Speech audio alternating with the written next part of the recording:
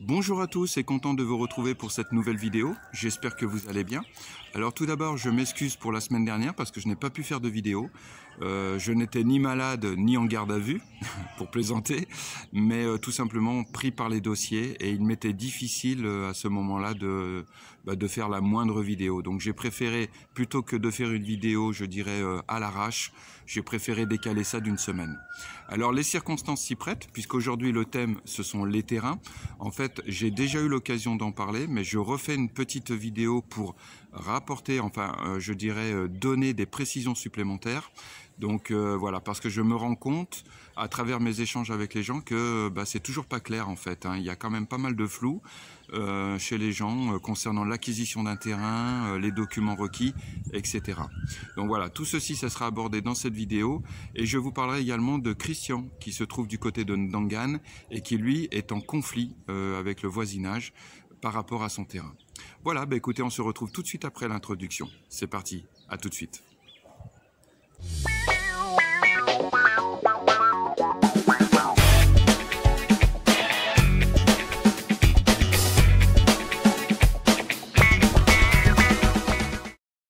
Alors donc volontairement je me suis mis sur ce terrain-là parce que je trouve que ça illustre bien donc le sujet. Alors ça c'est un terrain donc que j'ai déjà eu l'occasion de filmer dans une de mes précédentes vidéos. C'est un terrain qui fait 508 mètres carrés, d'accord, et qui est en cours de transaction. Donc je supervise sa vente et demain matin, si tout se passe bien, je dirais l'acte de cession sera signé. Voilà. Alors déjà, une première chose, déjà les gens, quand souvent ils m'appellent ou ils m'envoient un message en me disant « Franz, voilà, j'ai vu un terrain dans telle zone, à combien ça peut se vendre ou à combien ça peut s'acheter ?» Alors je le dis, toute la difficulté quand vous achetez un terrain, c'est que le prix du mètre carré de la zone n'est pas réellement défini. Tout ceci ne sont que des estimations. Donc il est difficile de vous dire, voilà, dans telle zone, le prix du mètre carré est de temps, précisément. C'est une estimation. Alors voilà, donc moi ce que je voudrais vous dire, c'est que quand vous êtes intéressé par un terrain, la première chose que vous devez faire, en fait, pour avoir une idée un peu de sa valeur, c'est de connaître son contexte. Est-ce que c'est un terrain qui est isolé? Ou alors, comme ici, vous voyez, donc il y a des habitations à côté, donc il y a de la vie. Donc ça veut dire que s'il y a de la vie, il y a l'électricité. D'ailleurs, vous voyez, là, regardez juste derrière moi, on voit les fils électriques. Donc voilà, donc est-ce que l'électricité est proche du terrain? Est-ce qu'il y a un branchement de l'eau courante, c'est-à-dire de la SDE? Bien que la SDE vient de perdre son contrat. D'ailleurs, c'est une parenthèse, donc la SDE a perdu son contrat. Et c'est... une autre, c'est Suez qui prend la relève, donc depuis le 1er janvier 2020. Voilà, donc est-ce que l'eau courante est à portée du terrain? Ensuite, le terrain par lui-même, est-ce qu'il est nu ou alors est-ce qu'il est comme ici, avec un mur, un portail, voilà, ce genre de choses. Et tous ces critères-là feront que votre terrain, il a de la valeur ou pas. Il est clair qu'un terrain qui est perdu dans la pampa, avec aucun pylône d'électricité à l'horizon, où il n'y a pas d'eau, etc., le prix du mètre carré sera largement inférieur qu'un terrain comme celui-ci. Donc voilà, donc tenez compte de ça déjà pour commencer. Ensuite, ce que vous pouvez faire, c'est ce que je dis aux gens, c'est-à-dire aller sur Google, vous allez sur Internet, vous tapez la zone dans laquelle vous êtes intéressé pour faire l'acquisition d'un terrain, vous regardez s'il y a déjà des offres qui sont proposées, et puis quand vous avez des prix, vous faites un ratio, c'est-à-dire que vous prenez le prix, vous le ramenez par rapport à la surface du terrain, vous ramenez tout ceci au prix du mètre carré, et ça vous donne déjà un ratio de référence. Voilà, déjà ça, c'est déjà les premiers conseils que je peux vous donner concernant l'acquisition d'un terrain. D'accord? Ensuite, la deuxième chose, donc là je reviens un petit peu donc sur les papiers, le statut du terrain. Alors j'avais fait une vidéo il y a je crois qu'il y a un an et demi de ça, sur les documents requis pour un terrain. Donc je vous remettrai le lien de la vidéo, donc n'hésitez pas à cliquer dessus pour voir à quoi ressemblent les documents dont je parle. Donc je rappelle que vous avez principalement ici au Sénégal deux types de terrains. Les terrains en titre foncier, dont vous êtes pleinement le propriétaire, et nous avons aussi les terrains du domaine national. Et il faut savoir que les terrains du domaine national, ça représente environ, grosso modo, 80%, je dirais, des surfaces en vente ici au Sénégal.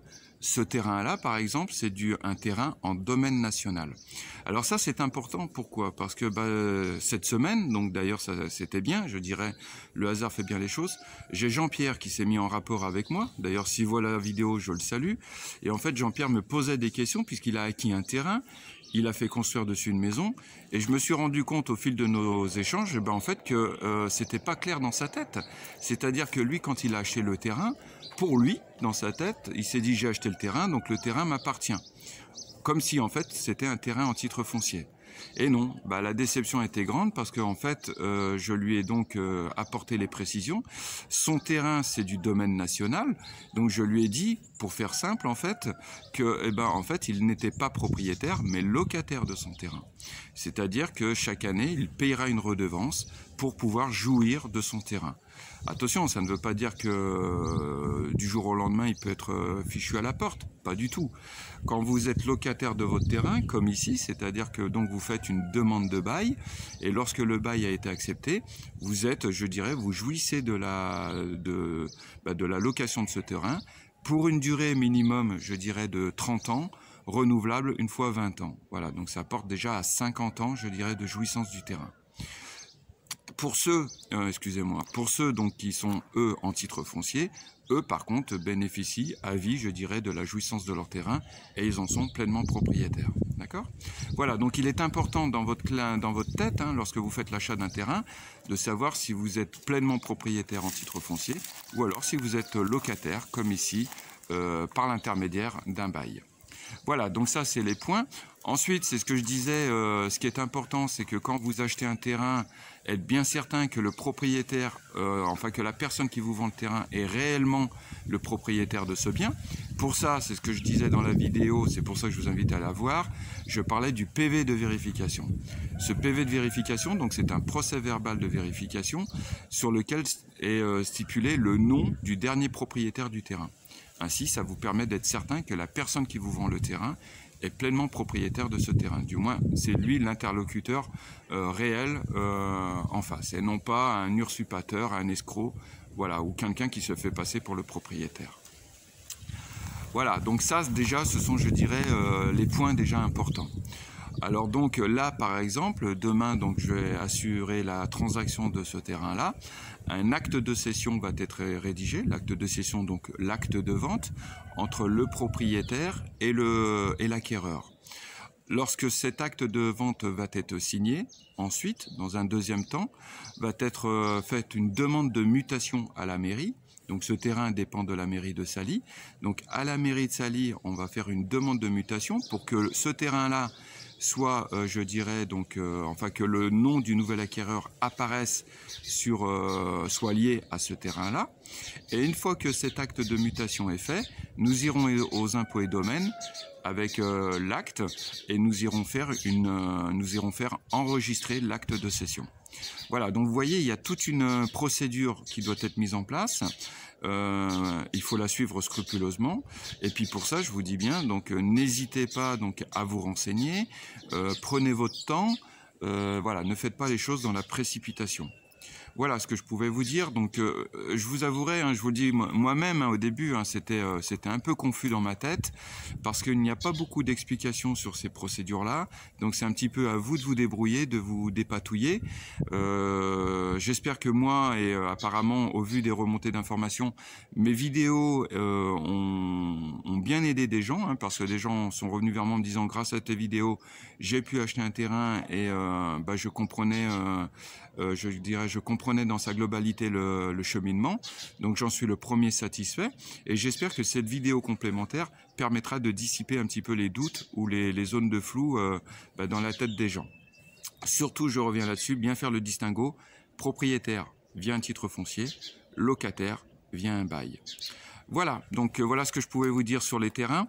Alors là, donc je vais retourner au bureau. On va parler donc des litiges, voilà, et je vous donnerai quelques conseils. Et puis on parlera du cas de Christian qui est venu me voir et dont j'ignorais sa situation. Voilà, il a vu mes vidéos, il est venu me voir à Saly, on a pu discuter et j'essaye de donner un peu de visibilité à son histoire. Sur ce, à tout de suite. Alors me revoilà donc pour la suite de cette vidéo, donc du côté de mon bureau, hein, que vous connaissez au fur et à mesure depuis le temps que je fais des vidéos ici. Alors donc Christian, voilà, donc Christian habite du côté de Ndangan, dans le Ciné Saloum. Grosso modo c'est à 1 heure et demie de route d'ici. Je prendrai le temps quand j'aurai un moment donc d'aller sur place, de faire des vidéos pour faire voir le coin parce que c'est magnifique et ça vaut vraiment le coup d'œil. Alors Christian est confronté donc lui à un problème litigieux par rapport à son terrain. Je vais être bref. Ouais, je pense que ouais, il y a une liaison. Hein. Je vais être bref dans sa situation. Donc en fait, il a un terrain, vous voyez, de 3076 mètres carrés. Et en fait, le voisinage, c'est-à-dire il y a une maison qui a été construite devant son terrain et plus un autre propriétaire. Et en fait, il revendique un droit de passage sur son terrain. Voilà, donc ils lui ont proposé de racheter un tout petit bout de terrain pour faire une rue, mais comme il me dit, le problème c'est que déjà le prix ne correspond en rien à la réalité, et puis deuxièmement, même s'il vendait ce petit bout de passage, bah ça gâche tout le potentiel de son terrain, donc c'est pas du tout envisageable. Voilà. Donc je vous invite à regarder le lien de sa vidéo, donc je vous mettrai le lien sur l'écran, puisque des journalistes sont venus dernièrement, des journalistes sénégalais sont venus dernièrement pour l'interroger, l'interviewer, donc il donne toutes les explications. Et moi je vais vous inclure simplement une petite vidéo qui a été filmée par Christian, pour vous faire voir son terrain, pour vous faire voir aussi le bord de plage, qui effectivement depuis qu'il y a ces nouvelles constructions est de plus en plus restreint, de plus en plus, je dirais, petit, minuscule. Donc je regrette toutes ces constructions qui se font à travers le Sénégal. J'espère que voilà, la préservation de l'environnement, préserver la beauté des paysages, pour moi c'est quelque chose de capital, hein, bien que je travaille dans l'immobilier, mais je n'ai jamais été adepte de la construction à outrance. Il faut protéger le Sénégal, il faut protéger notre planète et surtout ces espaces de vie qui sont magnifiques. Voilà, donc n'hésitez pas à le contacter, je vous mettrai son adresse mail dans le descriptif de la vidéo. Moi, ce que je peux simplement dire, c'est que, comme conseil, évitez au maximum d'avoir des litiges. Si vous êtes étranger, hein, je m'adresse à des propriétaires ou à des futurs acquéreurs étrangers, donc évitez de rentrer en litige avec les habitants du pays, les Sénégalais, parce que voilà, il faut savoir que eux auront énormément de contacts, d'influence, et que vous, même si vous êtes dans votre droit, des fois ça peut s'avérer compliqué, difficile, voire même difficile pour défendre vos droits. Je pense, moi à titre personnel, je pense que si Christian était marié avec une Sénégalaise, s'il avait une épouse sénégalaise et donc une belle famille sénégalaise derrière, je pense que les circonstances et la situation seraient totalement différentes. Que les gens en face auraient réfléchi par deux fois avant de chercher à le nuire. Voilà. Maintenant, je précise une chose à travers cette vidéo, je ne suis pas là pour porter un jugement, ni je dirais des accusations. Je n'ai pas le point de vue des protagonistes, de tous les protagonistes. Simplement, je suis là pour donner de la visibilité à ce litige et j'espère qu'une solution pacifique et conciliante sera conclue assez rapidement. Voilà ce que je pouvais vous dire. Donc écoutez, autrement rien de particulier. Donc à chacun d'entre vous, je vous souhaite une bonne continuation. Prenez soin de vous. Là, je vous inclus la petite vidéo de Christian. Il le dit de manière en plaisantant, hein, parce qu'effectivement, je lui avais dit, c'est peut-être bien de le préciser, parce que des fois, on ne sait jamais malheureusement comment peuvent tourner les événements. Il n'est pas violent, même si certains essayent de le faire passer pour tel, il n'est pas violent, il ne détient pas d'armes chez lui. Il est au contraire, il est ouvert à la discussion à partir du moment où voilà, les gens en face cherchent réellement à trouver une solution. Il n'a pas des envies suicidaires, il n'est pas dépressif. Donc voilà, tout ceci fait que voilà, si ça peut casser les rumeurs ou les étiquettes qu'on peut lui coller derrière. Voilà, voilà écoutez, je pense avoir fait le tour. Je vous souhaite à chacun d'entre vous une bonne continuation. Prenez soin de vous et à très bientôt. Salut. Quelques images de mon petit terrain à Ndangan avec en premier plan la bâtisse bâtie par un général de gendarmerie qui occupe le DPF. Le passage que l'on me demande de laisser pour que ces gens-là puissent accéder à leur maison, puisqu'ils n'ont évidemment pas prévu d'accès quand ils ont construit. Et puis la barrière dont je bénéficie depuis le 22 décembre. Donc il me bouche la vue sur le fleuve. Bon, je suis puni, hein, c'est une punition parce que j'ai dit non au maire sur certaines choses. Donc voilà, je précise que je ne suis pas marchand de drogue, marchand d'armes, je ne tire pas sur les gens, je ne suis pas spécialement agressif, et surtout je ne suis ni dépressif ni suicidaire. Donc voilà, s'il se passe quelque chose, il faut le regarder dans la bonne direction. Bonne journée. Je vous montre ce qui reste de la superbe plage de Dangan, actuellement à marée basse, donc ce qui signifie qu'à marée haute, il reste à peu près 1,50 m. La première construction que vous apercevez appartient à un régime général. La suivante, un colonel de gendarmerie. Et la dernière, sur un étage et 2 bâtiments, un toubab qui a acheté l'ancienne maison d'un capitaine de gendarmerie. Donc nous avions à une époque toute la gendarmerie devant chez nous. Voilà. Là maintenant les barrières et le petit mur qui a été monté par un colonel qui a décrété que tout ce qui était derrière lui, derrière le mur, était à lui. Et la barrière construite par une personne qu'on appellera Monsieur le Libanais, qui a décrété que le DPF lui appartenait, qu'il avait les mêmes privilèges que le général. Voilà. Malheureusement, il ne reste plus rien, hein, et ils sont en train de spolier les quelques petits morceaux qui leur restaient. Le tas de bois que vous voyez là, ce sont un voisin qui est parfaitement en règle parce que lui a construit avec autorisation et en précaire. Et le Libanais a arraché ses poteaux, a arraché ses abris de soleil et a fait un tas que vous voyez. Voilà, destruction du bien d'autrui pour spolier le DPF.